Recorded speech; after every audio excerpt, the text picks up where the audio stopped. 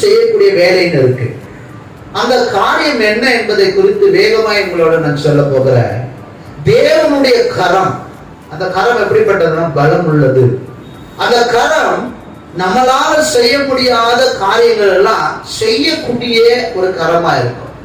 அந்த கரம் நம்மோடு கூட இருக்கும் பொழுது, அந்த கரம் நம்முடைய வாழ்க்கையில காணப்படும் பொழுது, நமக்கு இருக்கிற அத்தனை பலவீனத்தின் மத்தியிலும், நமக்கு இருக்கிற அத்தனை சோர்வின் மத்தியிலும் அந்த கரம் நம்முடைய கரத்தை பலப்படுத்தும். எத்தனை பேர் ஆமென் சொல்லுங்க? அல்லேலூயா. என்னை பலப்படுத்துகிற கிறிஸ்துவினாலே எல்லாவற்றையும் செய்ய எனக்கு, எல்லாம் எடுத்து வாசிங்க. பிலிப்பியர் 4:13 எடுத்து வாசிப்போம். பிலிப்பியர் எழுதின புஸ்தகம் 4ஆம் அதிகாரம் 13வது வசனம். சத்தமாக வாசிங்க எடுத்தவங்க. பிலிப்பியர் எழுதின புஸ்தகம் 4வது அதிகாரம் 13வது வசனம். நானே எடுத்து வாசிக்கலாம் நினைக்கிறேன்.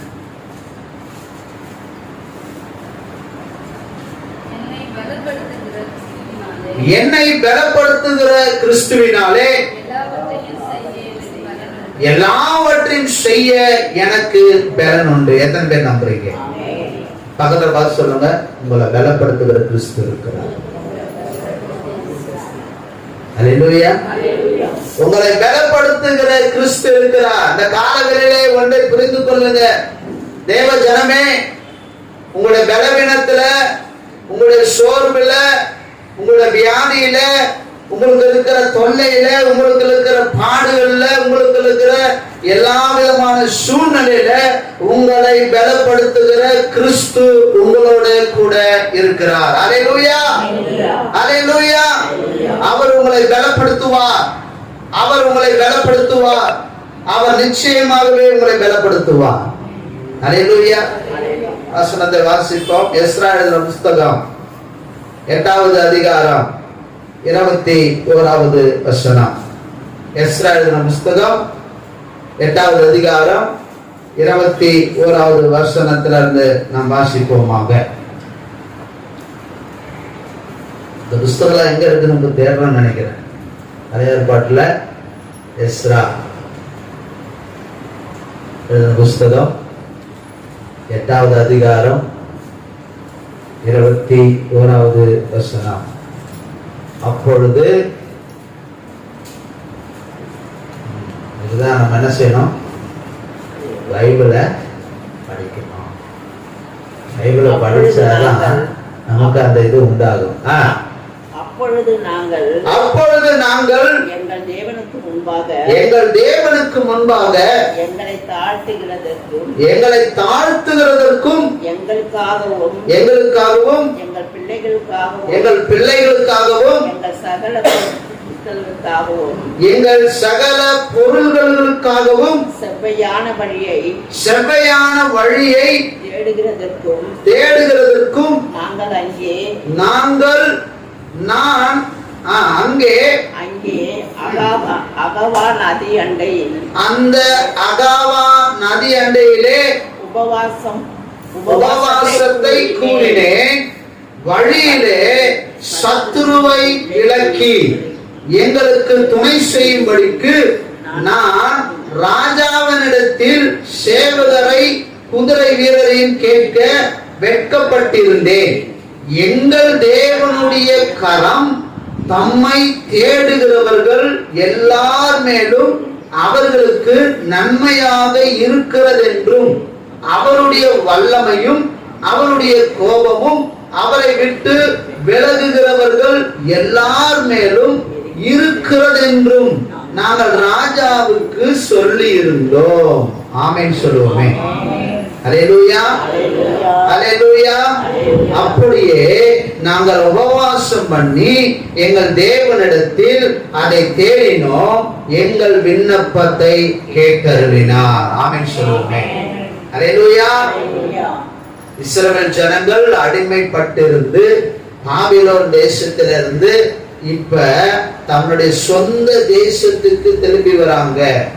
தன்னுடைய சொந்த தேசத்துக்கு திரும்பி வரும் பொழுது ராஜாவுக்கு சொன்னபடி, கடவுளுடைய தீர்மானத்தின்படி தேவ ஆலயத்துக்குரிய பொருட்கள், இஸ்ரவேல் ஜனங்கள், அவருடைய பிள்ளைகள், மனைவிகள், அவருடைய சொத்துக்கள் எல்லாவற்றையும் இப்ப சிறைபிடிக்கப்பட்ட அந்த கவர்மெண்ட்ல இருந்து தன் சொந்த தேசத்துக்கு கொண்டு வரணும். அப்படி எஸ்ரா கொண்டு வர்றதுக்கு ஒரு பெரிய முயற்சி எடுத்து அவன் கொண்டு வரும் பொழுது யோசனை என்ன ஓடுது அப்படின்னா, நம்ம அங்க இருந்து கொண்டு எடுத்துடலாம், நாம கொண்டு போய் சேருகிற இடத்துக்கு நடுவுல ஏகப்பட்ட திருடுகிறவர்கள், கொலை செய்கிறவர்கள், இந்த பொருட்கள் எல்லாம் அபகரிக்கிற நிறைய ராஜா இருக்கிறாங்க, நிறைய பெரிய பெரிய கூட்டம் இருக்கு. இந்த கூட்டத்துல இருந்து நம்ம யாரு காப்பாத்துவா? இந்த பொருட்களை யாரு காப்பாத்துவா? நம்ம ஜனங்களை யாரு காப்பாத்துவா? நம்முடைய பிள்ளைகளை யாரு காப்பாத்துவா? நம்ம எடுத்த இந்த பொருட்களை சரியான முறையில நம்முடைய தேசத்துக்கு கொண்டு போக முடியுமா அப்படின்ற ஒரு பெரிய கவலை எஸ்ராவுக்கும் எஸ்ராவை சார்ந்த இஸ்ரவேல் ஜனங்களுக்கும் ஒரு பெரிய கவலையோட இருக்கு.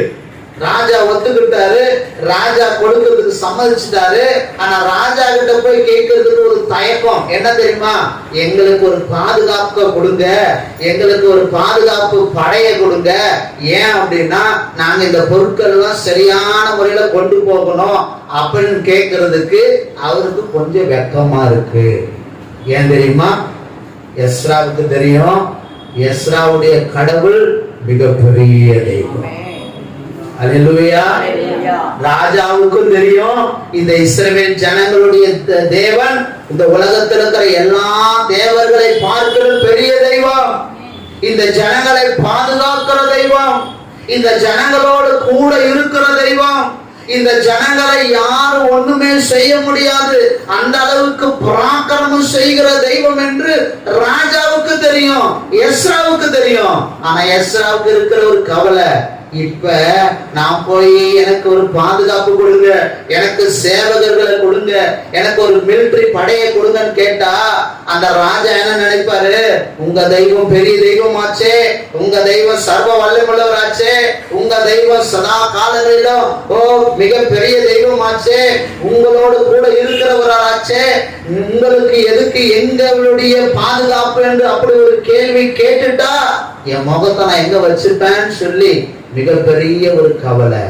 தேவ ஜனமே, இந்த காலவெல்ல நாமளும் ஒரு சில நேரத்தில் அப்படிதான் யோசிக்கிறோம். எங்க தெய்வம் பெரிய தெய்வம், நாங்கள் ஆராதிக்கிற தெய்வம் சர்வ வல்லமுள்ளவர், நாங்கள் துதிக்கிற தெய்வம் உலகத்திலும் உலகத்தில் உள்ளவனிலும் பெரியவர். அல்லேலூயா. அல்லேலூயா. நிறைய நேரத்தை நம்ம பிரார்த்தனை செய்கிறது, நாம துதிக்கிறது, நம்ம சொல்லுகிறதெல்லாம் யார் என்னை கைவிட்டாலும் இயேசு என்னை கைவிடுவதே. அல்லேலூயா.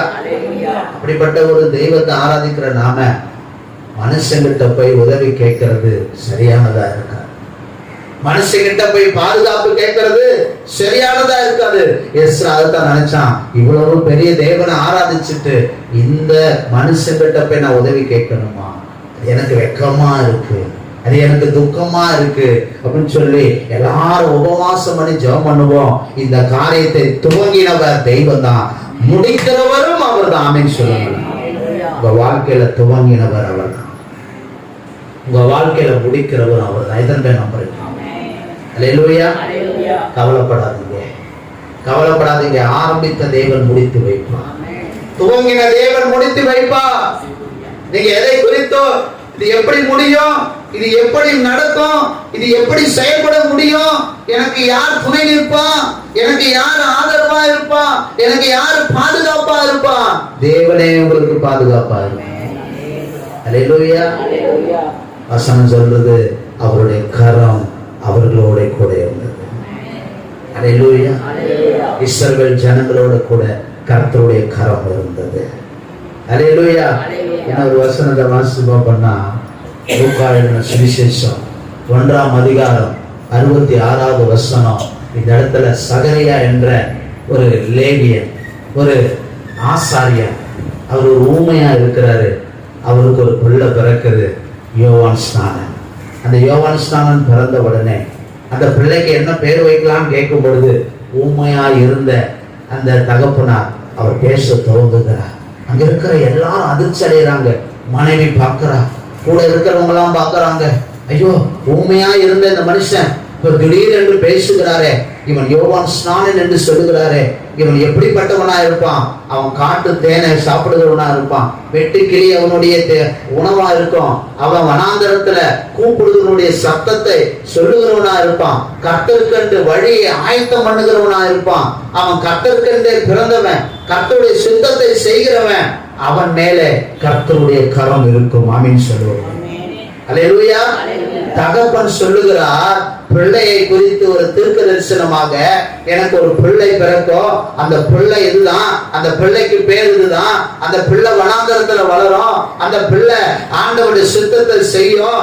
வேத வசனம் சொன்னபடி வனாந்தரத்திலே கூப்பிடுகிற சத்தம், ஒரு வனாந்தரத்திலே துணிக்கிற ஒரு சத்தமாக அவன் காணப்படுவான். அவன் யோவான் ஸ்நானன், அவன் தேவனால் அபிஷேகம் பண்ணப்பட்டவன், அவன் மேலே தேவ கரம் இருக்கும். ஆமென் சொல்லுவோமே. அல்லேலூயா, அல்லேலூயா. தேவ கரம் உங்கள் மேல இருக்கும். எத்தனை பேர் நம்புறீங்க? தேவ கரம் உங்க மேல இருக்கும் அப்படின்னா தேவ சித்தம் உங்க மேல இருக்குன்னு அர்த்தம். தேவ கரம் உங்க மேல இருக்கும் அப்படின்னா ஒரு பாதுகாப்பு உங்களுக்கு இருக்கும். தேவ கரம் உங்க மேல இருக்கும் அப்படின்னா தேவனுடைய பட்டயம் உங்க மேல இருக்கும். தேவ கரம் உங்க மேல இருக்கும் அப்படின்னா, நான் சொல்றேன், வனாந்தரத்துல இஸ்ரவேல் ஜனங்களை நடத்தும் பொழுது தேவ கரம் எப்படி இருந்தது தெரியுமா? பகலிலே அது மேக ஸ்தம்பமா இருந்தது, இரவுல அக்கினி ஸ்தம்பமா இருந்தது. எத்தனை பேர் ஆமென் சொல்லுங்க? இந்த நாளில தேவன் தம்முடைய கரத்தை உங்க மேல வைக்கிறார். பகல பார்த்து சொல்லுங்க, தேவ கரம் உங்க மேல இருக்கு. தேவ கரம் உங்க மேல இருக்கு. தேவ கரம் உங்க மேல இருக்கு. தேவ சித்தம் உங்க மேல இருக்கு மகளே. தேவ சித்தம், தேவ கரம் உங்க மேல இருக்கு. பயப்படாதீங்க. தேவன் தம்முடைய சித்தத்தை உங்க மேல வச்சிருக்கிறார். தேவனுடைய கரத்தை குறித்து பேசுகிறோம். அந்த கரம் உங்களை நடத்தும், அந்த கரம் உங்களை வழி நடத்தும். வழி இதுவே என்று சொல்லி உங்களை கரம் பிடித்து நடத்த என் தேவனால முடியும். அல்லேலூயா. சரி, தேவ கரம் உங்களோடு இருக்குமானால் என்ன நடக்கும்? இந்த தேவ கரம் நம்மோட கூட இருக்குமானால் என்ன நடக்கும்? முதல் காரியம், சத்துருவின் கைக்கு தப்புவிக்கும். ஆமென் சொல்லுவோம். அல்லேலூயா. சத்துருவுடைய கைக்கு உங்களை தப்புவிக்கும். தேவ கரம் உங்களோடு இருக்குமானால் இந்த கால வேளையிலே நீங்கள் எழுதி வைத்துக்குங்க. உங்க இருதயத்திலோ உங்க சிந்தனையிலோ உங்க நோட்டு புஸ்தகத்துல எழுதி கொள்ளுங்க. தேவ கரம் உங்களோடு இருக்குமானால் உங்களுடைய சத்துருவுடைய கைக்கு தேவன் விலக்கி பாதுகாப்பார். அல்லேலூயா. அடுத்து வாசிப்போம். அதே எஸ்ரா எழுதின புஸ்தகம் 8வது அதிகாரம் 31வது வசனம். எஸ்ரா எழுதின புஸ்தகம் 8வது அதிகாரம் 31வது வசனம். வாசிங்க. நாங்கள் எருசலேமுக்கு போக முதலாம் மாதம் 12ஆம் தேதியிலே அகவான் நதியை விட்டு பயணம் புறப்பட்டோம். எங்கள் தேவனுடைய கரம் எங்கள் மேலிருந்து வழியிலே சத்துருவின் கைக்கும் பதிவிருக்கிறவர்களின் கைக்கும் எங்களை தப்புவித்தது. கரங்களை தட்டி தேவனுடைய நாமத்தை மகிமைப்படுத்தும். அல்லேலூயா. எஸ்ரா ஜெபம் பண்ணான். எஸ்ராவோட கூட சேர்ந்து இஸ்ரவேல் ஜனங்கள் உபவாசித்து ஜெபம் பண்ணாங்க. நாங்க ராஜாவிட்ட போய் கேட்க கூடாது, எங்க தெய்வம் பெரிய தெய்வம், எங்க தெய்வம் எங்களை நடத்தணும். அல்லேலூயா. அந்த ஜெபத்தின்படியே, அந்த விசுவாசத்தின்படியே அந்த அகவா நதியை தாண்டி புறப்பட்டு சென்ற ஜனங்கள் தேவனுடைய கரத்தின்படியே நடந்து சென்றார்கள். ஆமென் சொல்லுவோம். அல்லேலூயா. உபவாசித்து ஜெபித்து நடந்து போங்க. தேவ சித்தத்துக்காக போங்க. தேவ கரத்துக்காக புறப்பட்டு போங்க. நீங்க போக வேண்டிய தூரம் எதுவோ, நீங்க எங்க புறப்பட்டு போகணுமோ, நீங்க எந்த இடத்துக்கு சென்று அடையணுமோ அந்த இடத்துக்கு போகும் வரைக்கும் உங்களுக்கு சரியான பாதுகாப்பை என் ஆண்டவர் உங்களுக்கு தருவார். இதற்காக சொல்லுவோம். அல்லேலூயா. அல்லேலூயா. வேதம் சொல்லுகிறது, எங்கள் மேல் இருந்தது. எங்கள் தேவனுடைய கரம் எங்கள் மேல்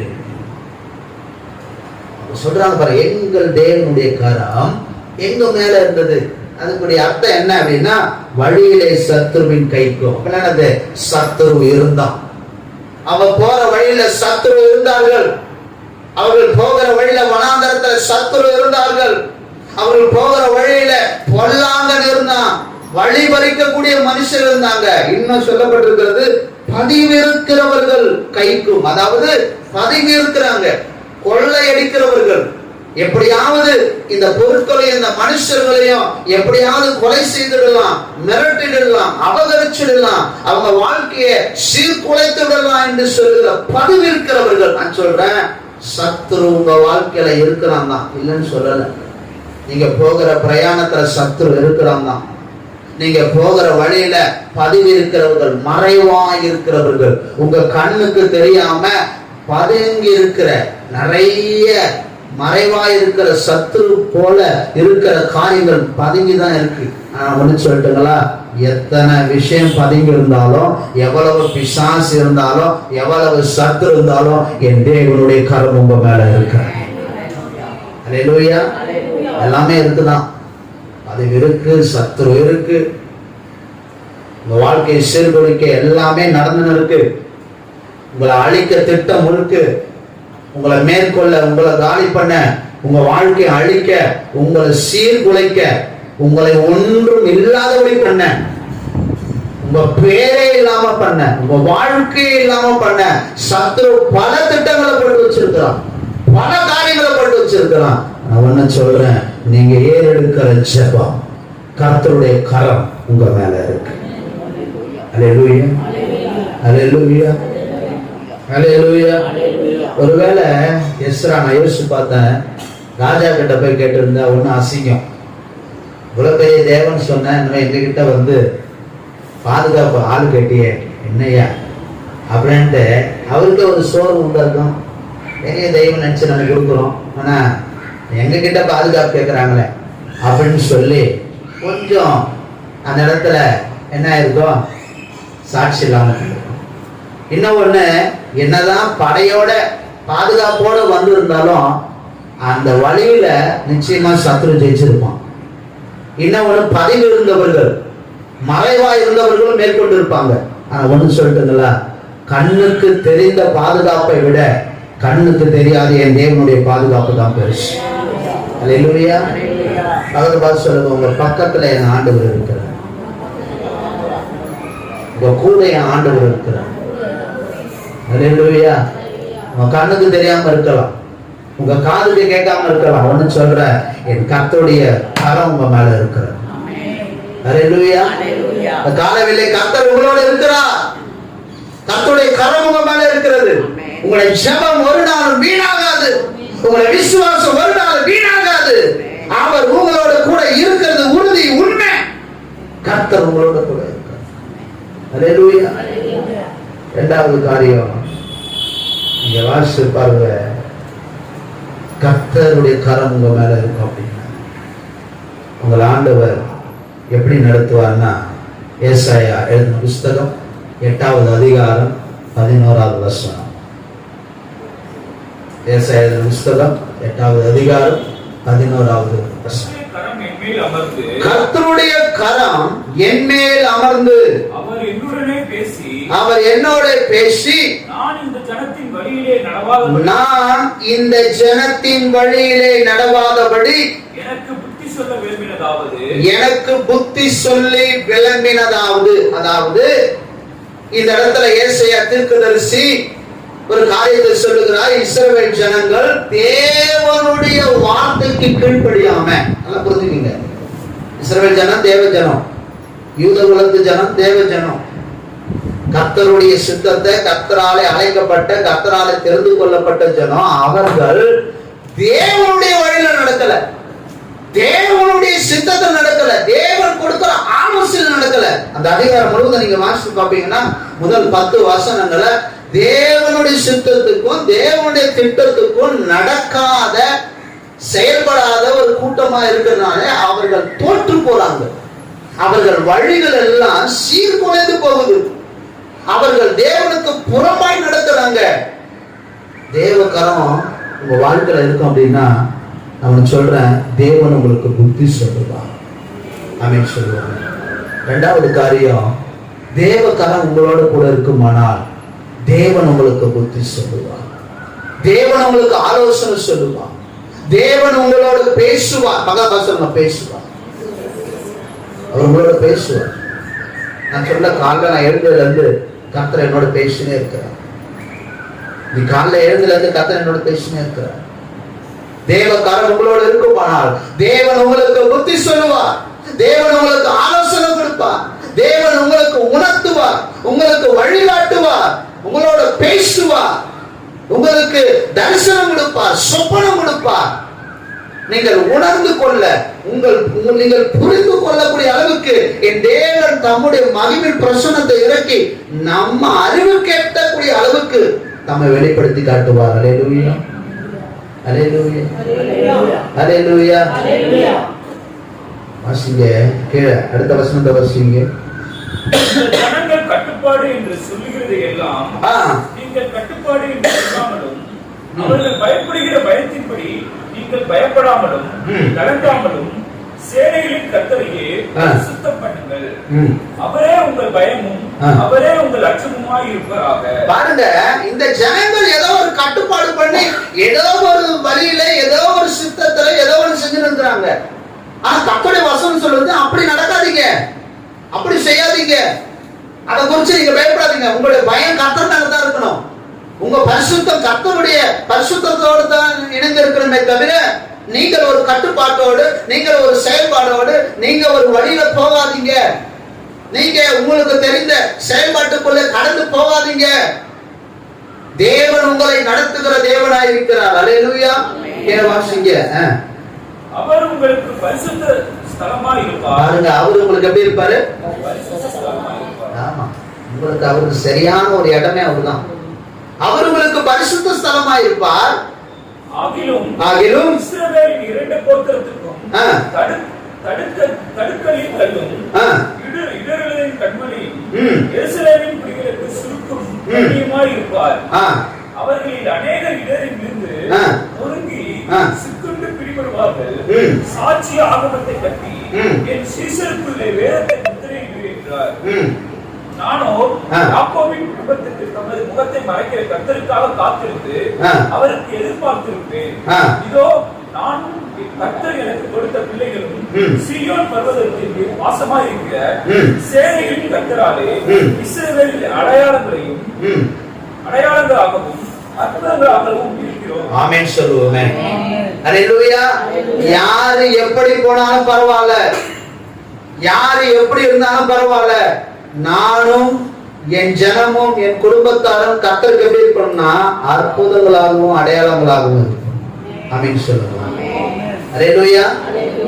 நாங்க ஒரு கட்டுப்பாடு பண்ணி நாங்க ஒரு வழியில நடக்க மாட்டோம்.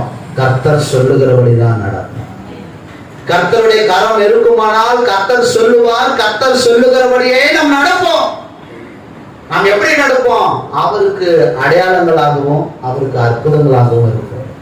சொல்லுங்க பக்கத்துல பார்த்து, நீங்க அவருக்கு அடையாளம், நீங்க அவருக்கு அற்புதம். உங்களை பார்க்கிறவங்க என்னமா சொல்லணும்? நீங்க இயேசுவுக்கு அடையாளம். அல்லேலூயா. உங்களை அடையாளமா கர்த்தர் வச்சிருக்கிறார். உங்களை அற்புதமா கர்த்தர் வச்சிருக்கிறார். அநேகருக்கு முன்பாக நீங்க யார் அப்படின்னா இயேசுவுக்கு அடையாளம். நீங்க தான், நீங்க தான் இயேசு கிறிஸ்துவுக்கு அடையாளம். நீங்க தான் இயேசு கிறிஸ்துவுக்கு அற்புதம். உங்க வாழ்க்கையை அடையாளங்களாக வைத்திருக்கிறார். உங்க வாழ்க்கையை அற்புதங்களாக என் தேவன் வைத்திருக்கிறார். எப்பொழுது அவருடைய சாட்சியின்படி நடக்கிறீங்களோ, எப்பொழுது அவருடைய வசனத்தின்படி நடக்கிறீங்களோ, எப்பொழுது அவருடைய புத்தியின்படி நடக்கிறீங்களோ, எப்பொழுது அவருடைய வார்த்தைக்கு கீழ்ப்படிந்து நடக்கிறீங்களோ, நீங்களே அவருக்கு அடையாளங்களும் அவருக்கு சாட்சிகளுமா இருக்கிறீர்கள். அல்லேலூயா, அல்லேலூயா. கர்த்தருடைய கரம் உங்க மேல இருக்கிறது. அல்லேலூயா. மூன்றாவது காரியம், அப்போஸ்தலர் எழுதின புத்தகம் 4ஆம் அதிகாரம் எடுத்துக்கொள்வோம். அப்போஸ்தலர் எழுதின புத்தகம் 11ஆவது அதிகாரம்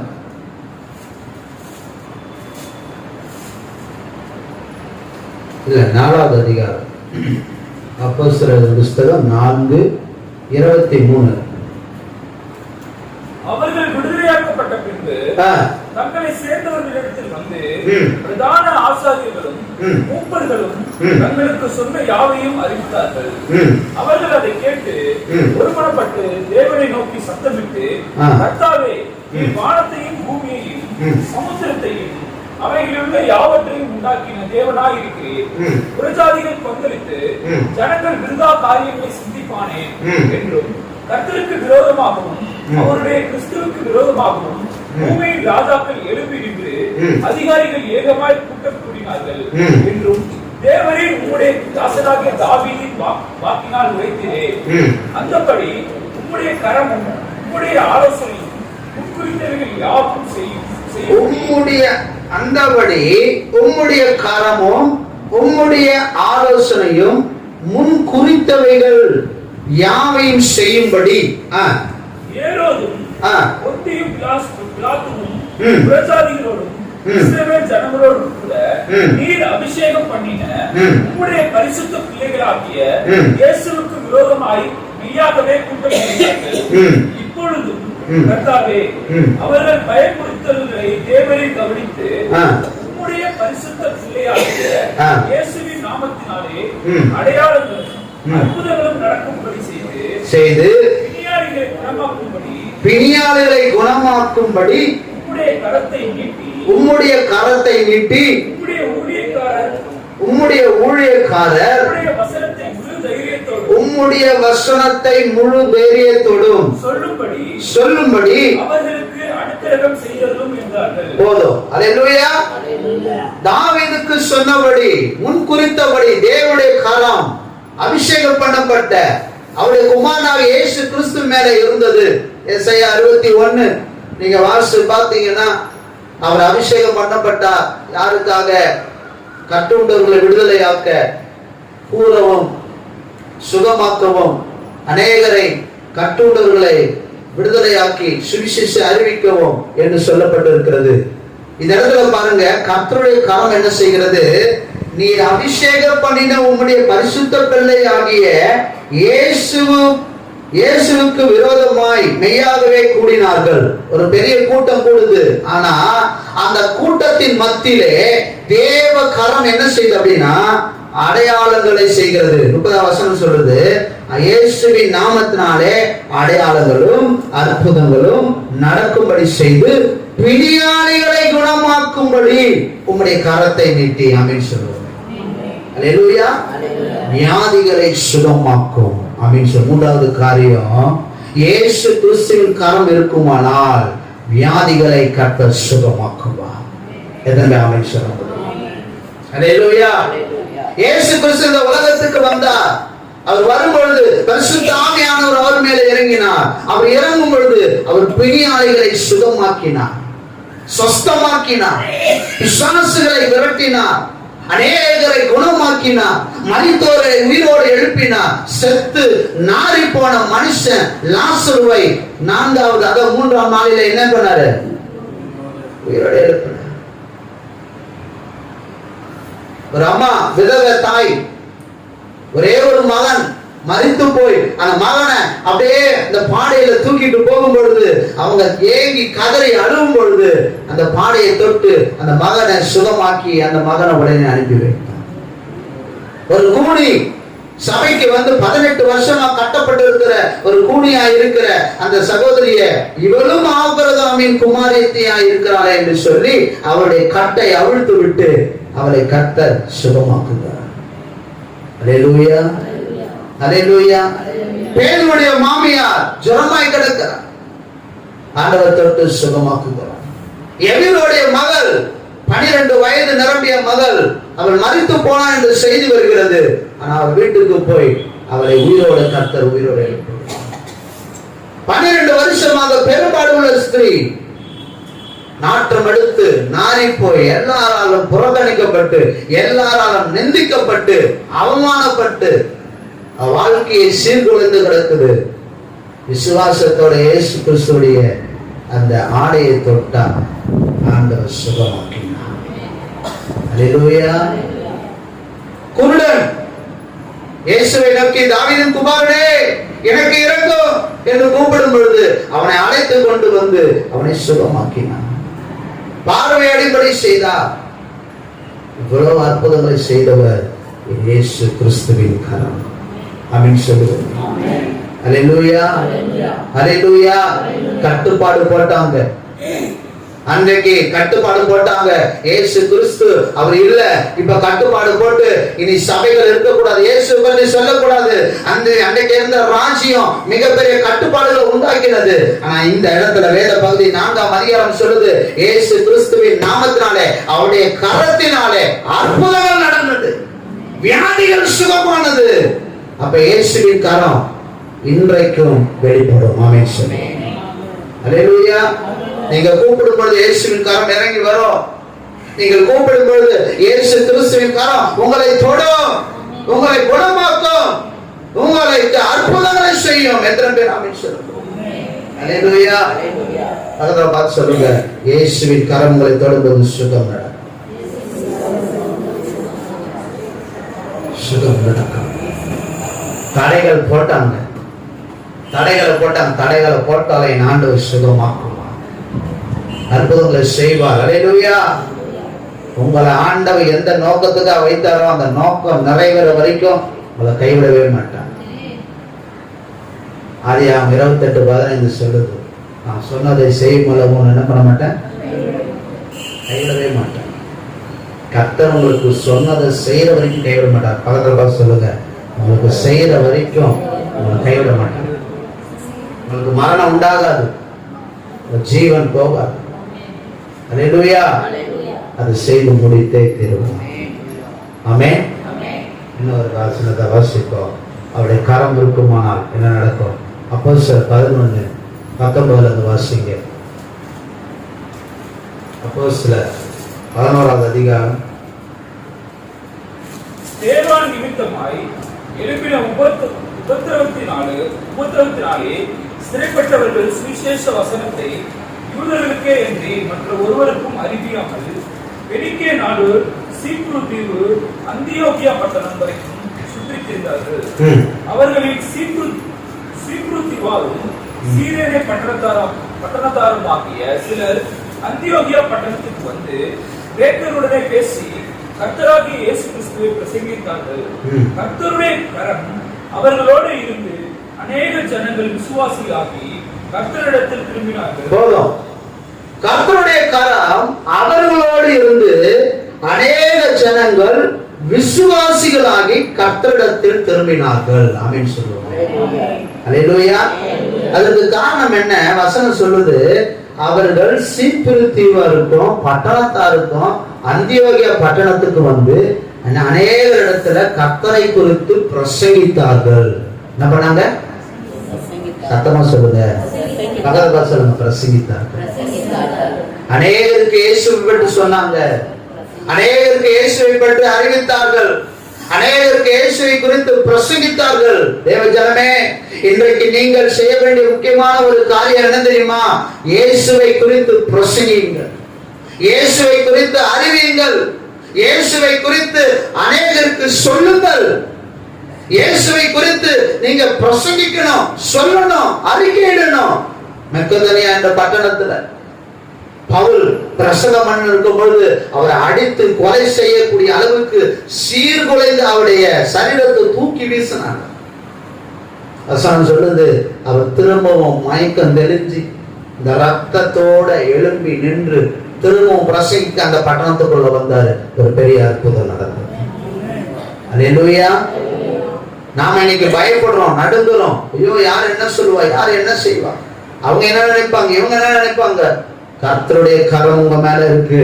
நீங்க பிரசங்கிக்கும் பொழுது, நீங்க இயேசுவை பற்றி அறிவிக்கும் பொழுது அநேகர் விசுவாசத்துக்குள்ளாய் வருவார்கள், அநேகர் விசுவாசிகளாய் மாறுவார்கள், அநேகர் இயேசுவின் பிள்ளைகளாக மாற்றப்படுவார்கள், அநேகர் இயேசு கிறிஸ்துவை ரட்சகராக ஏற்றுக்கொள்வார்கள். இயேசு கிறிஸ்துவின் கரம் உங்க மேல இருக்கிறது. அல்லேலூயா. பகல் கேளுங்க, நீங்க பிரசங்கம் பண்ணுவீங்களா? பிரசங்கம் பண்ணிட்டு சபைக்கு வராம வீட்லயே நான் ஒரு பிரசங்கம் பண்ணி நடத்திக்கிறேன். அது சொல்லல, தெருவில் போய் பிரசங்கம் பண்ணுங்க. நான் தெரு பிரசங்கம்லாம் பண்ணியிருக்கேன். தெருவில் போய் பிரசங்கம் பண்ணுங்க, ஒவ்வொரு வீடு போய் சந்தித்து பிரசங்கம் பண்ணுங்க, சுவிசேஷத்தை அறிவிங்க, ஆண்டவரை பற்றி சொல்லுங்க. தேவ கரம் உங்க மேல இருக்கு. தேவனுடைய வல்லம் உங்க மேல இருக்கு. அந்த கரம் கிரியை செய்யும், ரட்சிப்பை கொண்டு வரும், ஆத்தும ஆதாயத்தை உண்டாக்கும், தேவன் காரியங்களை நடப்பிப்பார். ஆமென் சொல்லுவோம். அல்லேலூயா, அல்லேலூயா. கேளுங்க, நீங்க நினைச்சு போவீங்களா? அந்த ஊழியத்தை செய்ய புறப்படுவீங்களா? தேவனை பற்றி சொல்லுவீங்களா? ஆண்டவரை பற்றி அறிவிக்க புறப்பட்டு பார்க்க திரும்பவே மாட்டீங்களே. எங்க நம்மள கேட்ட போறாங்க அப்படின்னு ஒரு பயம். கர்த்தருடைய கரம் மேல இருக்கிறது. அல்லேலூயா. அநேகர் சீஷர்களாய் மாறுவார்கள். ஆமென். 2 நாளாகமம் 30வது அதிகாரம் 12வது வசனம். 2 நாளாகமம் 30வது அதிகாரம் 12வது வசனம்.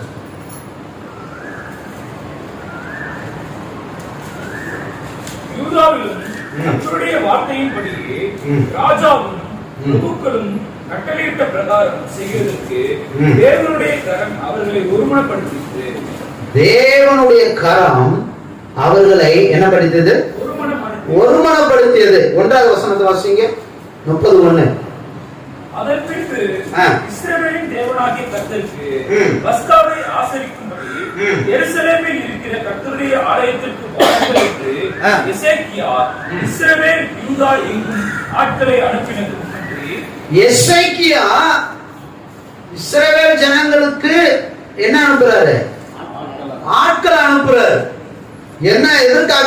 நம்ம எல்லாம் ஒருமனப்படுவோம், நம்ம எல்லாம் ஒன்று சேருவோம் அப்படின்ற ஒரு காரியத்தை சொல்லுகிறார். அந்த காரியம் தான் 12வது வசனம் வாசிங்க. யூதாவிலும் கர்த்தருடைய வார்த்தையின்படியே ராஜாவும் பிரபுக்களும் கட்டளையிட்ட பிரகாரம் செய்கிறதற்கு தேவனுடைய கரம் அவர்களை ஒருமனப்படுத்தியது. ஆமென் சொல்லுவோமே. அல்லேலூயா. ஒரு காரியம் நம்ம செய்யணும் அப்படின்னா தேவ கரம் இருக்கணும். அப்ப அங்க ஒரு மனம் வந்துடும். ஒரு மனம் இல்லை அப்படின்னா தேவ கரம் இல்லைன்னு. அது ஊழியமா இருந்தாலும் சரி, அது குடும்ப காரியமா இருந்தாலும் சரி, ஒரு நிகழ்ச்சியா இருந்தாலும் சரி, இல்லை எந்த ஒன்றா இருந்தாலும் ஒரு மனம் இருக்கணும். ஒரு மனம் இல்லை, அந்த இடத்துல ஒரு சமாதானம் இல்லை. அப்ப புரிஞ்சுக்கணும், இது தேவ சித்தம். ஒரு மனம் ரொம்ப முக்கியம். இந்த யூனிட்டி ஸ்பிரிட் ரொம்ப முக்கியம். அதுவும் கர்த்தர் நமக்கு கொடுப்பார், சமாதானத்தை கொடுப்பார். எனக்கு நிறைய நேரத்துல மனசு சஞ்சலமா இருக்கும், கஷ்டமா இருக்கும். அப்ப புரிஞ்சுக்க, ஏதோ நடக்க என்னன்னே தெரியாது, ஆனா மனசு கஷ்டமா தான் புரிஞ்சுக்கலாம். ஏதோ நடக்க போகுது, ஏதோ ஆக போகுது. அதே நேரத்துல ரொம்ப சந்தோஷமா இருக்கும், அப்பவும் என்ன நடக்க போகுது தெரியல. அதனால கர்த்தருக்கு நன்றி சொல்லுவேன். இதுவரைக்கும் அப்படிதான் நடந்தது. அல்லேலூயா, அல்லேலூயா. ஒரு மனதை தேவன் உங்களுக்கு தருவார், ஒன்று சேர்ப்பார், குடும்பத்தை ஒன்று சேர்ப்பார், மனுஷர்களை ஒன்று சேர்ப்பார். தேவ கரம் உங்க மேல இருக்கு அப்படின்னா நீங்க போகும்போது அங்க எல்லாம் ஒண்ணு கூடிடுவாங்க, ஒண்ணு சேர்ந்துருவாங்க. போன வாரம் இந்த வாரம் ஒரு டெத்து, ஒரு அம்மா இறந்துட்டாங்க. 3 பிள்ளைங்க, 3 பேருமா நீங்க ஹாஸ்பிட்டல் நின்றுன்னு நான் கொண்டு போறேன், பாடியை நான் தான் கொண்டு போறேன், ஒரே பிரச்சனை. அவன் அடிக்காத குறை பிரச்சனை. நான் போனேன், போய் பேசினேன். ஆண்டவரே நான் இப்படி இருக்குது, இந்த அம்மா ஒரு ஜெபிக்கிற தாயாச்சு அப்படின்ட்டு போய் பேசுன அடுத்த நிமிஷமே எல்லாமே ஒரு மனம் ஆயிட்டாங்க. ஆமென் சொல்லுவேன். அல்லேலூயா. எந்த பிரச்சனை இல்லாம அந்த அடக்க ஆராதனை கர்த்தர் அழகா முடிக்க செய்தார். அல்லேலூயா. நீங்க போனா அங்க ஒரு மனம் உண்டா.